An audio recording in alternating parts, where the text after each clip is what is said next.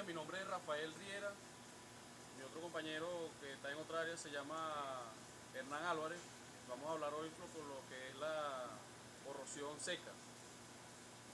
Aquí tenemos los implementos de seguridad. Vamos a hacer una breve demostración de cómo ocurre la corrosión seca. Vamos a colocarnos los implementos de seguridad correspondientes.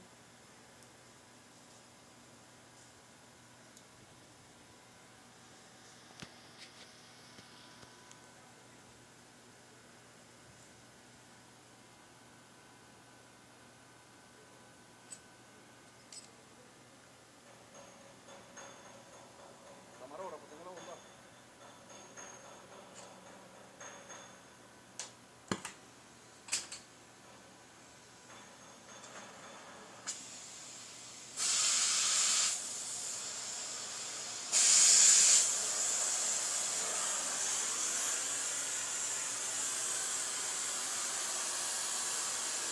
Y procedemos a realizar un calentamiento a una pieza metálica. Lo hacemos por la parte inferior para que se visualice el cambio de color o la corrosión seca producida en la placa.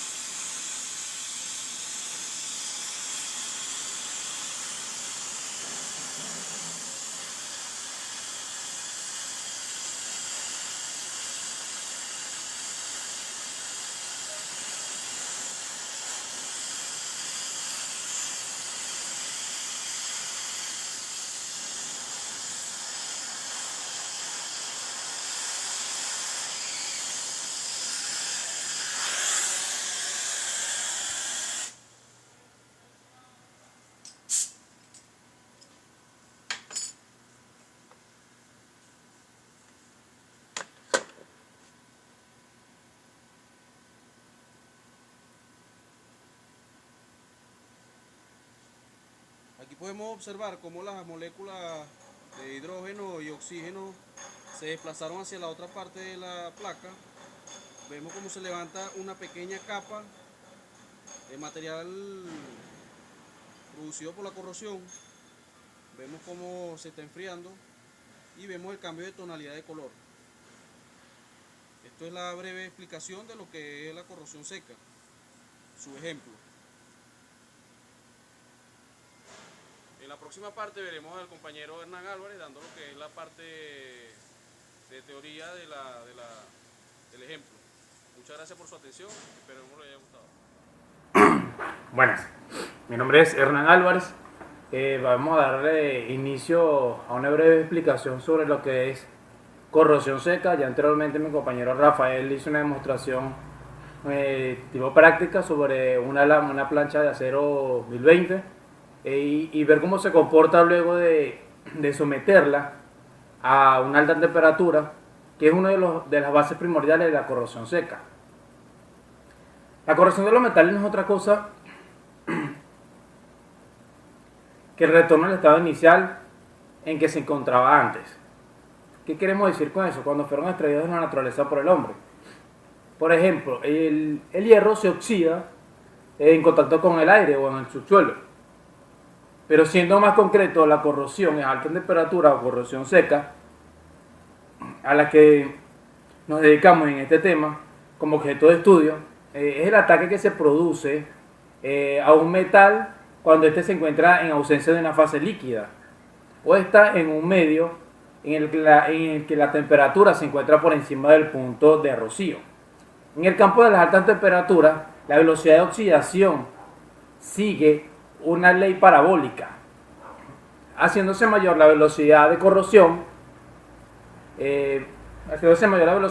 cuanto más delgada sea la película. La oxidación a altas temperaturas, conocida como corrosión seca, incluye numerosos casos en los que se forman capas de óxido durante el proceso de someter un metal a altas temperaturas o en diferentes etapas de los procesos de transformación de los metales. El espesor de la costra puede ser un factor importante en un proceso de oxidación. En los estados iniciales la costra es delgada y comparativamente elástica. Puede tener también una pequeña resistencia intrínseca y usualmente permanecerá firmemente adherida al metal base.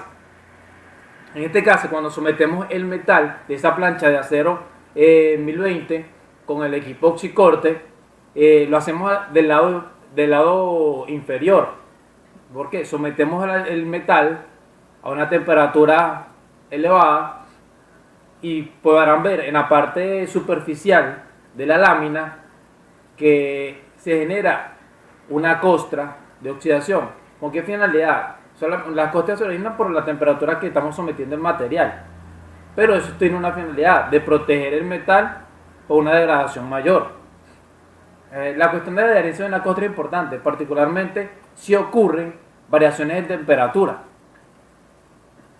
Una costra débilmente adherida es probable que se separe fácilmente del material al cual lo sometimos. Algunas veces lo podemos llamar ampollamiento que se genera en el metal, que es cuando la costra se levanta o tiene una forma cóncava. Algunas veces llamamos apoyamiento, como las costras pueden eventualmente romperse y desprenderse porque tienen poca resistencia intrínseca.